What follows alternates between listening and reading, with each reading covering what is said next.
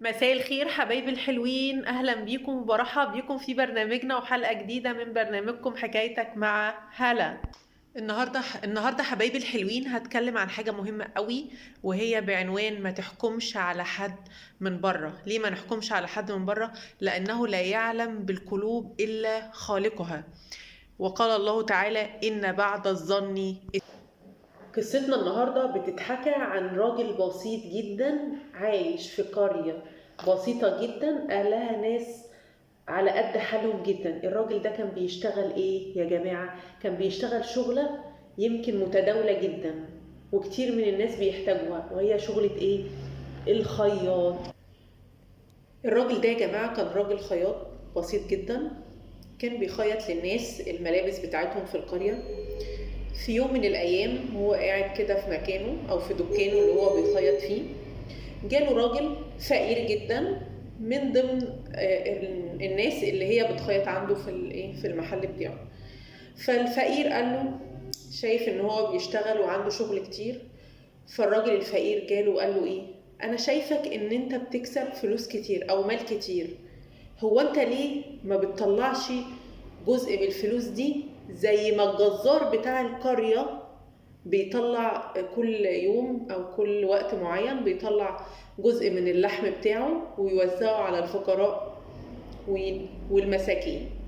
في اللحظة دي الخياط ابتسم بكل هدوء للراجل الفقير وما ردش عليه.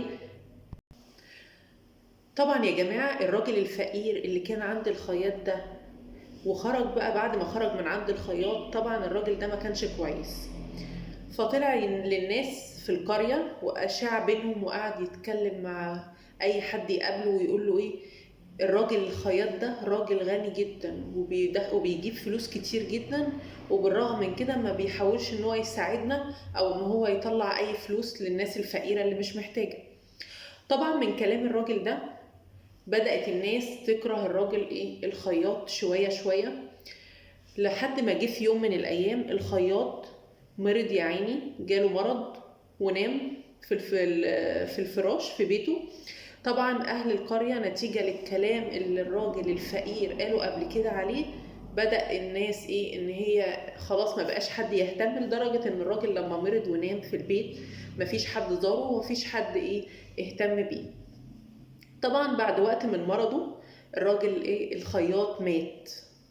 ايه بقى اللي حصل؟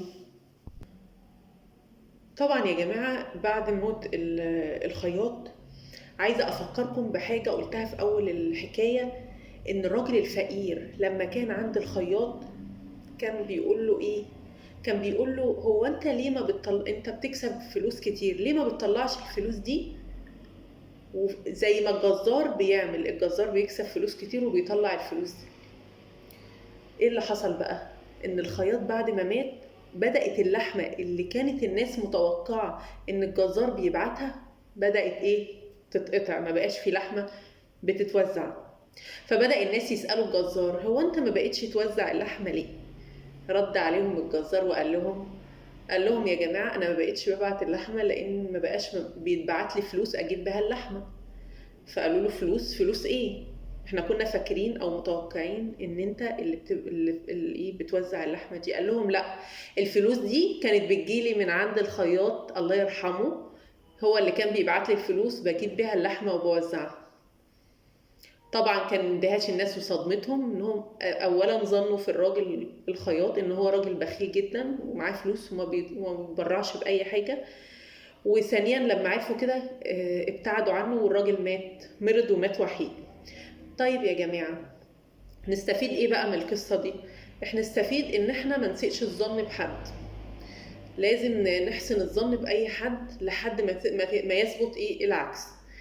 في مثل بيقول وقد يظنك آخرون أطهر من ماء الغمام ولن ينفعك شيء وإلا الله. يعني لازم انت تكون نيتك بينك وبين ربنا صافية، تتعامل مع الناس بنيتك. وده اللي حصل بالظبط مع الخياط لما الراجل الفقير قال له انت ليه ما بتطلعش فلوس؟ كان يقدر الراجل الخياط يقول له لا، ده انا اللي بطلع الفلوس للجزار والجزار بيجيب لكم اللحمه. فهو اخدها من بابين اتنين. اول نقطه ان هو صدقه ومش عاوز يعرف حد، يعني مش عاوز يعرف حد ان هو بيخرج الصدقة، وفي نفس الوقت هو حاجة ما كانش يهمه الناس قد ما كان يهمه ربنا، ان دي حاجة بينه وبين ربنا.